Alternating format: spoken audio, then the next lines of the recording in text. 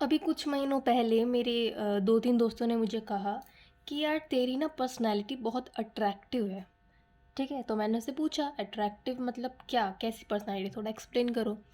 फिर वहीं दूसरे ने कहा कि ये अभी 1 हफ़्ते पहले की बात है कि यार तेरी पर्सनैलिटी ना काफ़ी लाइक अट्रैक्टिव एंड इंस्पायरिंग है। ठीक है? काफ़ी दोस्त मेरे ये भी कहते हैं कि तेरी पर्सनैलिटी ना काफ़ी अलग टाइप की है, यू आर समथिंग डिफरेंट। ठीक है? अब सबके अलग अलग मायने हैं। मैंने जब उनको बोला कि आप एक्सप्लेन करो, तुम एक्सप्लेन करो, तुम दोनों तीनों क्या बोल रहे हो, इंस्पायरिंग मतलब क्या, अट्रैक्टिव मतलब क्या, है ना? तो किसी ने कहा कि तेरी you are fit, body shape अच्छा है तेरा। किसी ने बोला कि you are so tall and like attractive personality. किसी ने कहा कि यू आर मल्टीपल पर्सनालिटी है तुम में। ठीक है? बहुत अलग अलग खूबियाँ हैं, इसलिए तुम्हारी पर्सनालिटी, तुम बहुत अट्रैक्टिव लगती हो। ठीक है? इंस्पायरिंग लगती हो। ठीक है? सो सबके अलग अलग मायने थे पर्सनालिटी, यानी मेरी पहचान या हमारी पहचान को देखने के सबके अलग अलग पर्सपेक्टिव होते हैं। ठीक है? लेकिन ये पहचान, व्यक्तित्व, पर्सनालिटी होती क्या है? सो हेलो, हाय, नमस्ते, welcome back to my channel again. और आप सभी का बहुत बहुत स्वागत है मेरे यूट्यूब चैनल साइको सूत्रा पर। और जैसे कि आपको पता है, as a psychology major and I am a psychologist to be. So इतने साल साइकोलॉजी पढ़ने के बाद मुझे बहुत गहराई में जाने के बाद पता चला कि आखिरकार पर्सनैलिटी होती क्या है और कहाँ से आई है। सो चलिए देखते हैं, आज के वीडियो के बाद आपको ये तो पता चल जाएगा कि आपकी पर्सनैलिटी कैसी है और आपको और कैसी करनी है। ठीक है? So without any further delay चलिए स्टार्ट करते हैं। सबसे पहले पर्सनैलिटी वर्ड आया कैसा है? ठीक है? थोड़ा सा बुकिश भाषा पढ़ लेते हैं, उसके बाद मैं समझाऊंगी अच्छे से। पर्सनैलिटी होती क्या है? पर्सनैलिटी वर्ड परसोना से निकला, ये एक लैटिन वर्ड है, परसोना से आया है। ठीक है? जिसका मतलब होता है आइडेंटिटी। ठीक है? अगर लेमन लैंग्वेज में बोलूँ तो आउटर अपीयरेंस जैसा तो दिख रहा होता है। अगर कोई टाइडी दिख रहा है तो बोलेंगे कि ये बहुत साफ सुथरा इंसान है, हाइजीन रखता है। कोई अनटाइडी दिख रहा है तो ये नहाता नहीं है या ये अपने आसपास की चीज़ें ढंग से नहीं रखता है। ठीक है? तो हम आउटर अपीयरेंस से भी देख सकते हैं कि इस इंसान की पर्सनैलिटी कैसी है। साइकोलॉजी का टर्म में देखें तो characteristics, ways of responding to an individual और सिचुएशन।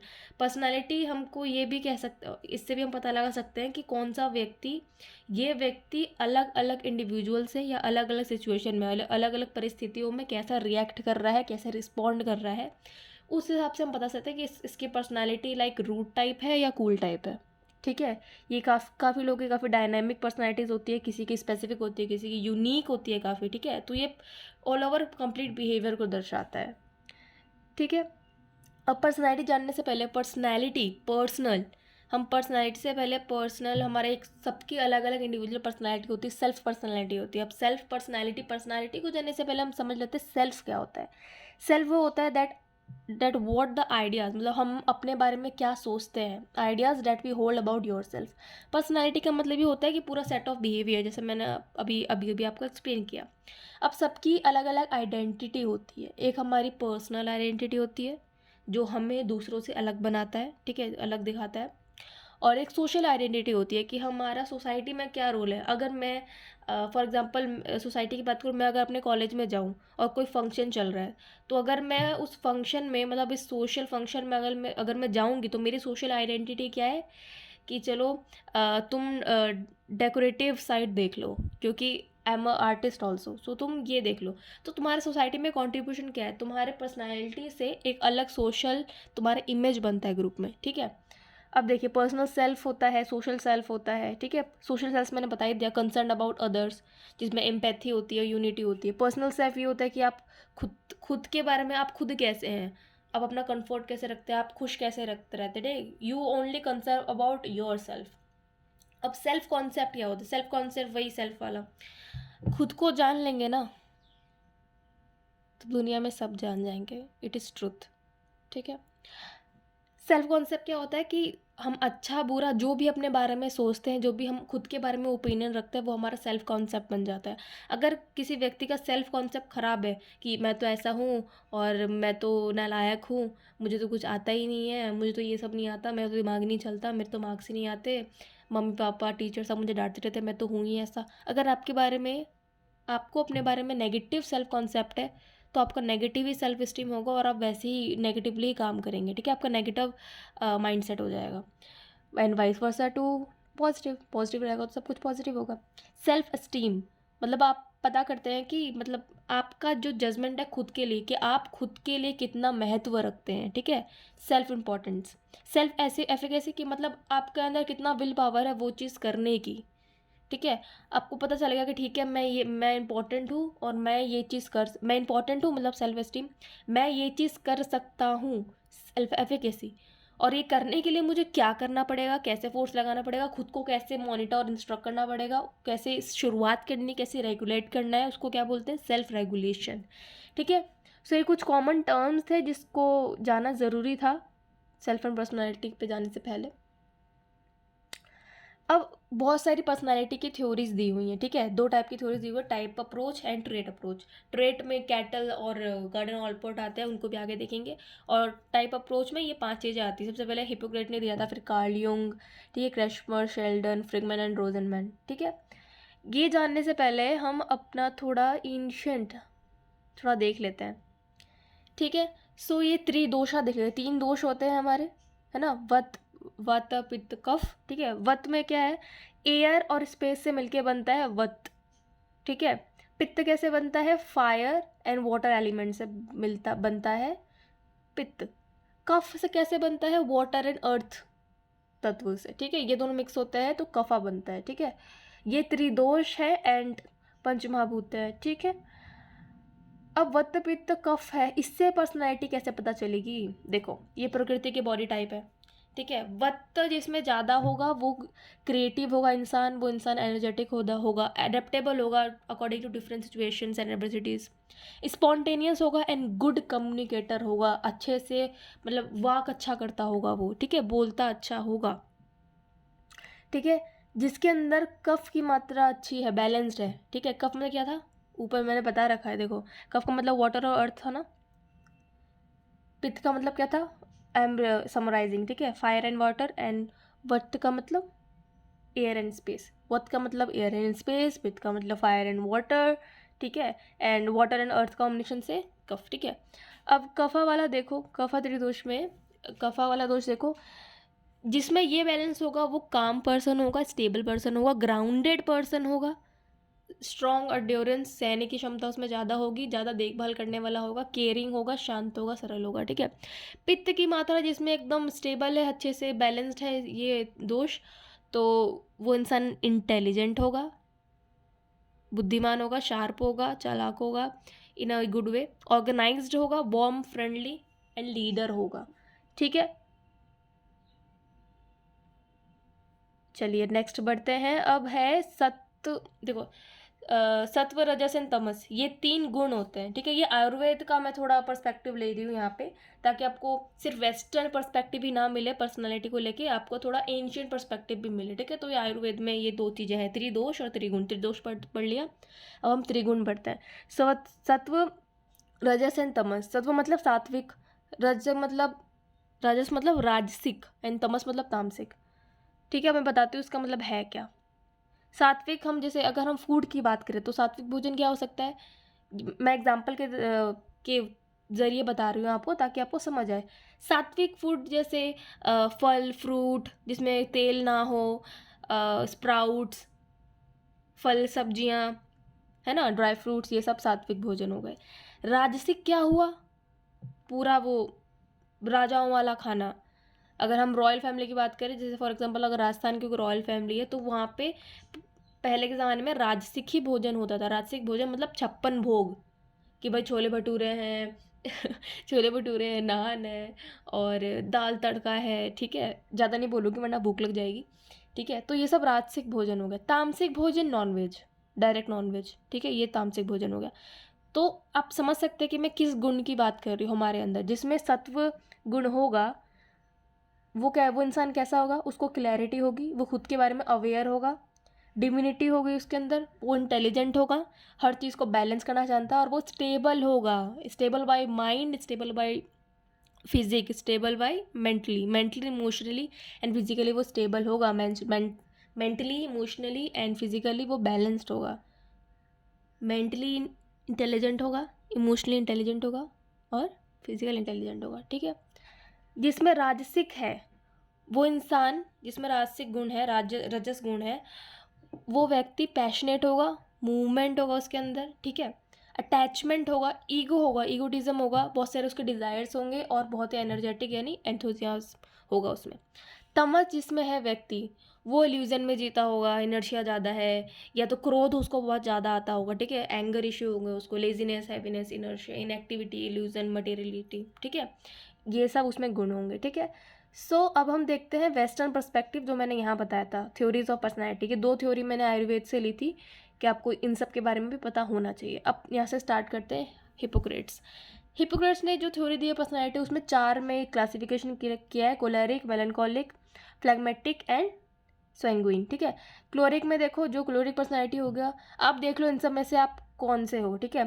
जो क्लोरिक पर्सन होगा, जिसकी पर्सनैलिटी क्लोरिक में आती होगी, वो इमोशनली वीक होगा, बॉडीली स्ट्रांग होगा एंड इजीली टेम्पटेड होगा। जो मेलनकॉलिक होगा वो बॉडीली वीक होगा, इमोशनली बॉडीली दोनों वीक होगा और पेसिमिस्टिक होगा, नकारात्मक सोचने वाला, ठीक है। फ्लैग्मेटिक जो होगा वो इमोशनली स्ट्रांग होगा और अपने इमोशन को कंट्रोल भी कर पाएगा, लेकिन बॉडी से वीक होगा, लेजी टाइप होगा और हमेशा खुश रहता है, लेकिन वो बॉडी लेजी है, लेकिन वो बाकी सब में ठीक है। सैंग्विन जो होगा उसकी बॉडी भी स्ट्रांग होगी, वो एक ऑप्टिमिस्टिक होगा और एनर्जी कंट्रोल टाइप होगी और हमको सैंग्विन जैसा बनना चाहिए, ठीक है। साइड में जो ये टेबल दे रखी ह्यूमर एंड फ्लूइड वाली, उसमें उन्होंने ये देखिए बॉडी के पार्ट्स और बॉडी के फ्लूइड्स के अकॉर्डिंग, कलर के अकॉर्डिंग उन्होंने ये क्लासिफिकेशन करने की कोशिश की है। जैसे कोलेरिक येलो बाइल, ठीक है, बाइल जूस कहाँ मिलता है, लीवर में, ठीक है, ऐसे। सेकंड है कार्ल यंग, ठीक है। कार्ल यंग का जो क्लासिफिकेशन उन्होंने 3 दिया था, इंट्रोवर्ट, एक्सट्रोवर्ट, एम्बिवर्ट, ये काफ़ी जनों ने सुना होगा।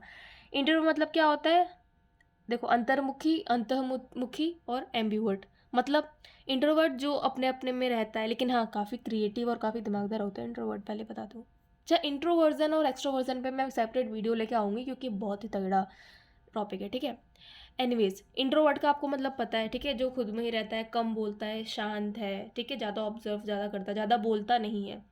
एक्सट्रोवर्ट ज़्यादा बोलता है, सोशली होता है, ठीक है, उसको बोलना पसंद होता है, वो अपने ओपिनियंस को बाहर लोगों तक रखना पसंद होता है और वो पीपल्स पर्सन होता है, ठीक है। इंट्रोवर्ट वाले अपने सेल्फ में ज़्यादा रहते हैं और एक्सट्रोवर्ट वाले सोशली यानी अदर्स में ज़्यादा होते हैं। एम्बीवर्ट मतलब half introvert half extrovert, ambivert दोनों का कॉम्बिनेशन होता है, ठीक है। सेकंड हो गया। अब थर्ड चलता है शेल्डन। शेल्डन ने क्लासिफिकेशन कैसे किया है, देखो इन्होंने 3 में किया है, एंडोमॉर्फ, मीजोमॉर्फ और एक्टोमॉर्फ।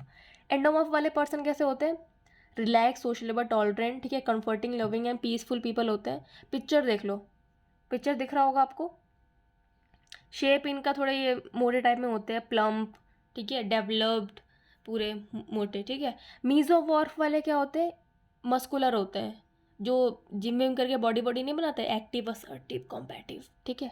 एक्टोमॉर्फ क्या होता है, ये थोड़े थिन स्किनी टाइप पर्सन होते हैं, लीन, डेलिकेट, पुअर मसल्स होते हैं जिसके, ठीक है। उनका कैरेक्टरिस्टिक ऐसे होता है कि वो क्वाइट होते हैं, फ्रेजाइल टाइप होते हैं, नॉन असर्टिव होते हैं और थोड़े सेंसिटिव होते हैं, ठीक है। अब क्रेशमर ने बॉडी टाइप क्या दिया, देखो ये दोनों का बता रखा है कि कैसे दोनों सेम है। क्रेशमर्स ने दिया था एस्थेनिक, एथलेटिक एंड पिकनिक, ठीक है। तो पिकनिक वाले में एंडोमॉर्फ होता है और एथलेटिक वाले में मीजोमॉर्फ होता है, इसको कहते हैं, और एथनिक में एक्टोमॉर्फ होता है, जो ये तीनों हमने ऊपर देखा। तीनों का सेम मीनिंग है, ठीक है। बस ये है कि शेल्डन ने ये दिया, उन्होंने बस नाम बदल दिया, है वही चीज़ कि एक्टोमॉर्फ वाला वो स्लिम वाला बॉडी, मीजोमॉर्फ वाला मतलब मस्त बढ़िया वाला बॉडी, एंडोमॉर्फ मतलब कि राउंड फेस, हैवी नेक, ठीक है, थोड़े हेल्दी वाले, ठीक है। अब है लास्ट था, लास्ट देखो, लेट मी रिवाइज वरना आप जाएंगे भूल, ठीक है। देखो, हिपोक्रेट्स हो गया, कार्ल यूंग हो गया, क्रेशमर हो गया, शेल्डन हो गया। अब है लास्ट फ्रीडमैन एंड रोजेमैन। इन्होंने पर्सनालिटी के 4 टाइप दिए हैं, type A, type B, type C, type D, ठीक है। देखो क्या क्या है, टाइप ए वाले जो पर्सन होंगे उसमें मोटिवेशन उनका हाई रहता होगा। मोटिवेशन हाई होगा मतलब मुझे कुछ करना है, करना है, करना है, करना है, जल्दी जल्दी करना है, सारे काम जल्दी जल्दी ख़त्म करना है। इसका मतलब कि उनमें पेशेंस की कमी है, उनको हमेशा ऐसा लगता है कि भाई हम चिंता हो रही है कि जल्दी जल्दी, ऑलवेज वो हरी में रहता है, ठीक है, वो रिलैक्स नहीं कर पाते, स्लो डाउन नहीं कर पाते, क्योंकि उनको अपना काम जल्दी करना होता है, इससे हार्ट प्रॉब्लम्स भी होती हैं काफ़ी, खैर, ठीक है। टाइप बी वाले क्या होते हैं, सिंपल, जो टाइप बी वाले होते हैं जिसमें टाइप ए के सारे जितने मैंने अभी बताया ना वो सारे एब्सेंट हो, ठीक है। टाइप सी कैंसर के बहुत प्रोन होते हैं, इनको कैंसर पे ज़्यादा हो सकता है क्योंकि ये कॉर्पोरेटिव होते हैं बट अनअसर्टिव होते हैं, ठीक है। पेशेंट होते हैं, वो अपने जो भी नेगेटिव इमोशन होते हैं ना वो बाहर नहीं निकालते, वो अंदर अंदर दबाए रखते हैं, ठीक है। टाइप डी के होते हैं, जो टाइप डी के पर्सन होते हैं वो ज़्यादा डिप्रेशन के पेशेंट्स ज़्यादा होते हैं, ठीक है। उनको डिप्रेशन ईजिली हो जाता है, मतलब बहुत देर तक सैड रहना, फीलिंग्स को सप्रेस कर देना, ठीक है। सो ये 4 टाइप में फ्रेडमैन एंड रोज़नमैन ने type A, type B, type C, type D में क्लासीफाई किया है, ठीक है। अब आते हैं टाइप अप्रोच होगा जिनमें हमने 5 पढ़े, ठीक है। टाइप 2 है ट्रेट थ्योरी, पहले टाइप थ्योरी थी उसमें 5 थे, ट्रेट थ्योरी में 2-3 होंगे, ठीक है। देखते हैं ट्रेड थ्योरी में मेन 2 है, गार्डन ऑलपोर्ट, ठीक है, Allport trait theory and Cattell port theory, ठीक है। देखो Gordon Allport identify thousands of personality traits and group them into 3 categories, 3 categories में उन्होंने किया है, cardinal trait, central trait and secondary trait. Cardinal trait में क्या होता है, कार्डिनल ट्रेड मतलब देखो मैं यहीं पे बता देती हूँ, यहाँ ज़्यादा अच्छा दिख रहा है ना, ठीक है। ऑलपोर्ट ने 3 दिए हैं, कार्डिनल, ठीक है, सेंट्रल एंड सेकेंडरी। कार्डिनल में कि जो डोमिनेंट हमारा जो पर्सनालिटी है, अगर कोई पर्सन बचपन से ही कम बोलता है, इंट्रोवर्ट पर्सनालिटी है, तो मतलब उसका कार्डिनल ट्रेड क्या है, इनर वाला क्या है कि भाई वो ऐसा ही है जो डोमिनेंट है, ज़्यादातर वो शांति रहेगा, ठीक है। सेंट्रल मतलब कि जो जो वक्त के साथ उसने कल्टीवेट किया है, हो सकता है उसने काइंडनेस कल्टीवेट किया हो, या उसने धीरे धीरे बोलना, अच्छे से बोलना सीखा हो, कोई लैंग्वेज सीखी हो, ठीक है। ये सेंट्रल ट्रेड हो गया। सेकेंडरी ट्रेड्स में बाकी सारे अलग चीज़ें आ जाती हैं, ठीक है। कार्डिनल और ये समझ में आया। सेकेंडरी में देखो कि डिफरेंट वो पर्सनैलिटी की जैसे सिचुएशन बदलती है ना वैसे वैसे पर्सनैलिटी बदलती जाती है लोगों की। सो ये होता है उसके सेकेंडरी ट्रेड्स, ठीक है। तो ये बताया है ऑलपोर्ट जी ने 3 में किया है, cardinal trait, central trait and secondary traits. Cattell trait theory के बारे में अगर हम बात करें, कैटल जी ने क्या बताया है देखते हैं। सरफेस ट्रेड और सोर्स ट्रेड, ठीक है, ये 2 ट्रेड दिए थे, सरफेस एंड सोर्स, ठीक है, याद है ट्रेड, ये कैटल जी ने दिए थे। और नीचे आएगा एक बहुत फेमस टेस्ट है कैटल 16PF पर्सनैलिटी, ठीक है, 16PF पर्सनैलिटी टेस्ट है, वो नीचे आएगा, ठीक है। सो ये कैटल ने दिया था। अब एक इम्पॉर्टेंट आ जाता है ओशन वाला मॉडल, ठीक है, big 5 personality trades, ocean, OC, देखो ये थोड़ा ऊपर नीचे है, आई होप इसमें हो, हाँ देखो OCEAN, इसको हम ऐसे देख सकते हैं, ओपननेस, ठीक है, कंसाइननेस, एक्सट्रावर्जन, एग्रीबलनेस, न्यूरोटिसिज्म, ठीक है। अब ओपननेस का मतलब क्या, कंसाइननेस का मतलब क्या है, एक्स्ट्रावर्जन का मतलब क्या, एग्रीबलनेस का मतलब क्या, और न्यूरोटिसिज्म का मतलब क्या, ठीक है।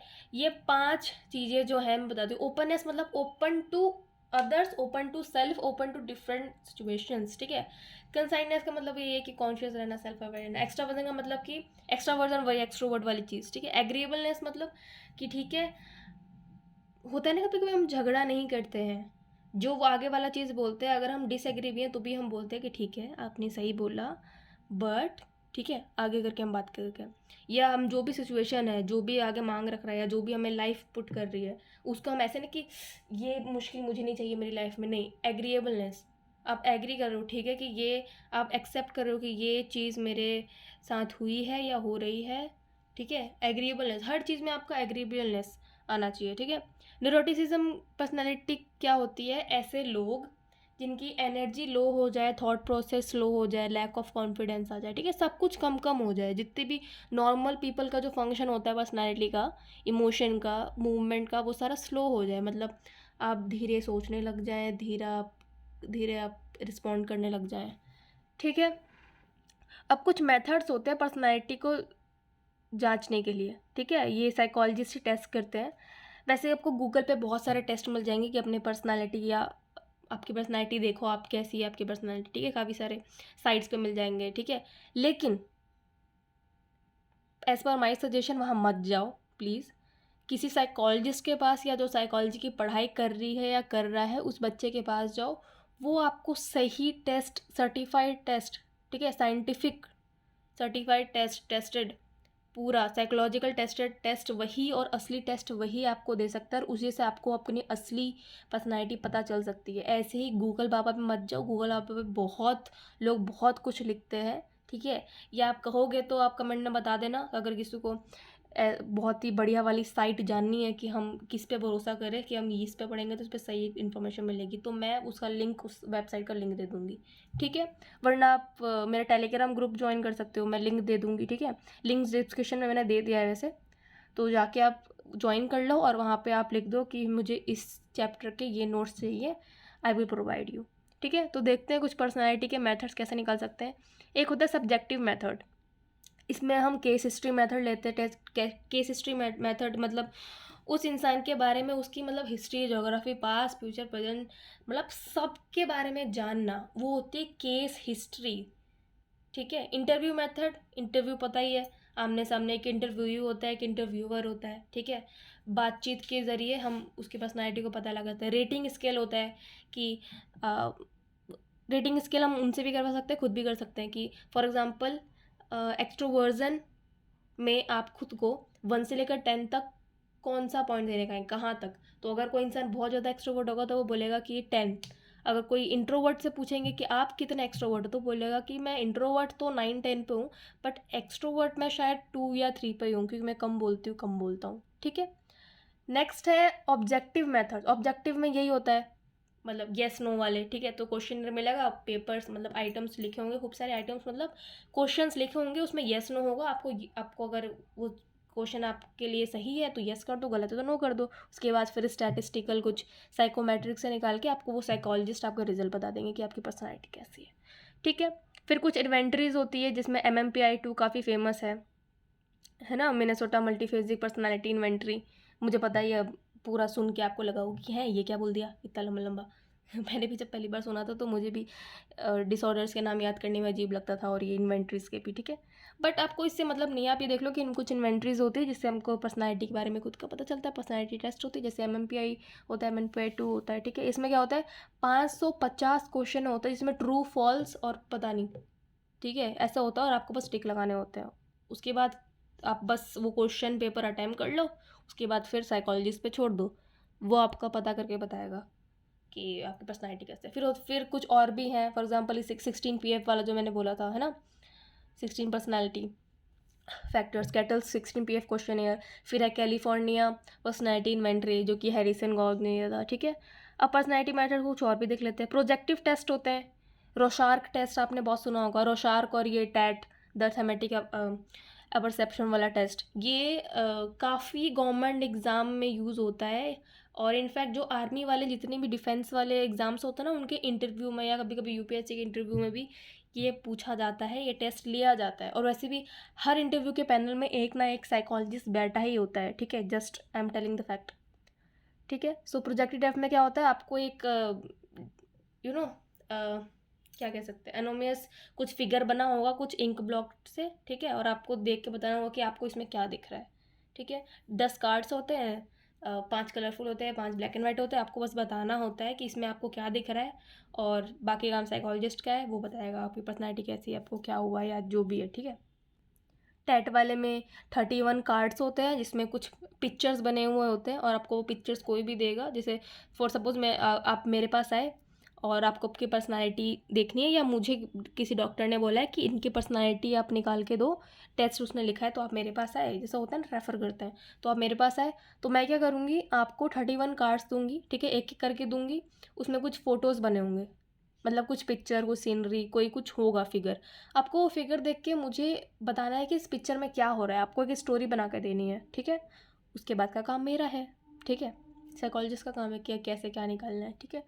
ऐसे ही और टेस्ट होते हैं, चिल्ड्रन अपर्सिस्टेंट टेस्ट है, वर्ड एसोसिएशन टेस्ट है, जिससे पर्सनैलिटी पता चलती है, सेंटेंस कंप्लीशन टेस्ट है, ड्रॉ ट्री टेस्ट है, ड्रॉ मैन टेस्ट है, क्लाउड पिक्चर टेस्ट है, ठीक है।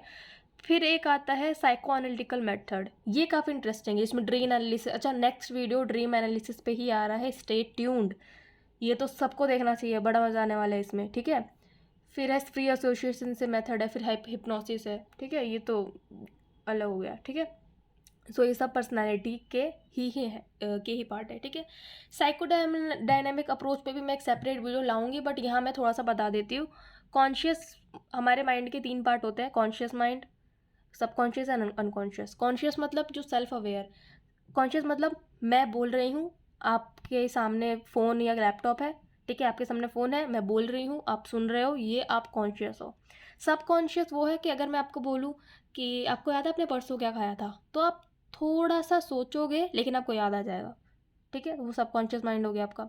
अनकॉन्शियस का आपको पता ही नहीं है, ठीक है, कि आपके पीछे क्या चल रहा है, क्या आवाज़ आ रही है, आवाज़ आपको सुनाई दे रही है लेकिन आप ध्यान नहीं दे रहे हो क्योंकि आपका इस वीडियो पे ध्यान है, ठीक है। तो वो अनकॉन्शियस में तो आपकी इतनी चीज़ें भरती जाती ना, तभी तो अजीबोगरीब सपने आते हैं, ठीक है। ड्रीम एनालिसिस में आएगा ये वाला पॉइंट, ज़रूर देखना, ठीक है, कि आपके सपने का क्या मतलब है। काफ़ी जनों को बड़े अजीब अजीब सपने आते हैं। मेरे तो काफ़ी दोस्त, क्लाइंट्स, काउंसलिंग सेशन में जितने पेशेंट आते हैं वो काफ़ी लोग पूछते हैं कि मुझे ये सपना आता है, ऐसा क्यों हुआ, ये सपना मुझे परेशान करे, सपने का क्या मतलब है, ठीक है। सो ज़रूर देखना। फिर एक चीज़ होती है इड ईगो सुपर ईगो, ये हमारे सिगमंड फ्रॉइड जी ने, सिगमंड फ्रॉइड जी का तो भाई जलवा चलता है साइकोलॉजी में, इनके ऊपर भी वीडियो बनाएंगे बड़ी जल्दी। तो इड ईगो सुपर ईगो क्या होता है? इड का सिंपल सा मतलब है ये पर्सनालिटी है, ठीक है।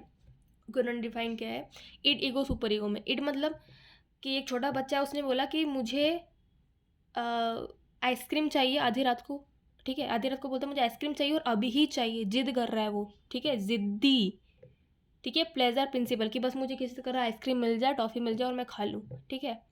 वहीं पे आपका इड बोल रहा है कि मेरा आइसक्रीम खाने का मन है आधी रात को, मैं अभी खाऊंगा, मैं बाहर जाऊंगा खरीदूंगा और अभी खाऊंगा, ये आपका इड है, ठीक है, प्लेजर प्रिंसिपल पे काम करता है।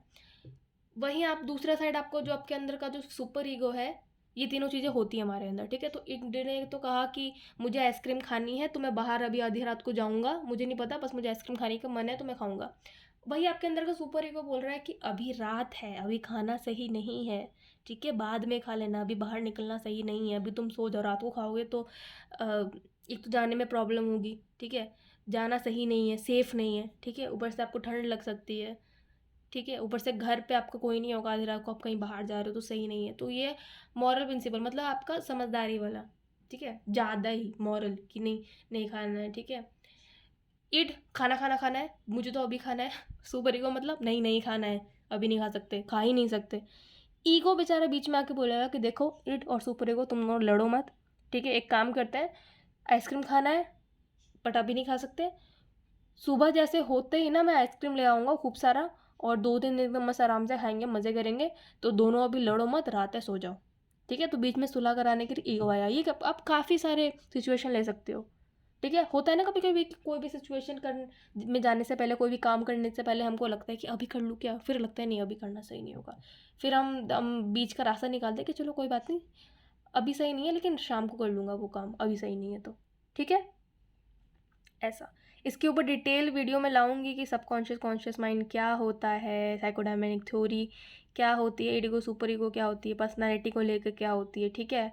ये साइको सोशल डेवलपमेंट क्या होता है, कौन से 5 साइको सोशल स्टेजेस होते हैं, डिफेंस मैकेनिज्म को आपको मैं समझाऊंगी, ठीक है। सो ये वीडियो बड़ा ना हो जाए इसलिए मैं पर्सनालिटी का ये फर्स्ट पार्ट, ठीक है, यहीं पे ख़त्म कर रही हूँ। और अगर आप अभी तक देख रहे हैं तो प्लीज़ यार कमेंट कर दो, बताओ मुझे, ठीक है, आपको कौन सा और कैसा लग रहा है, अच्छा लग रहा है, कौन से टॉपिक्स पे वीडियो और चाहिए। And thank you so much for watching, bye bye.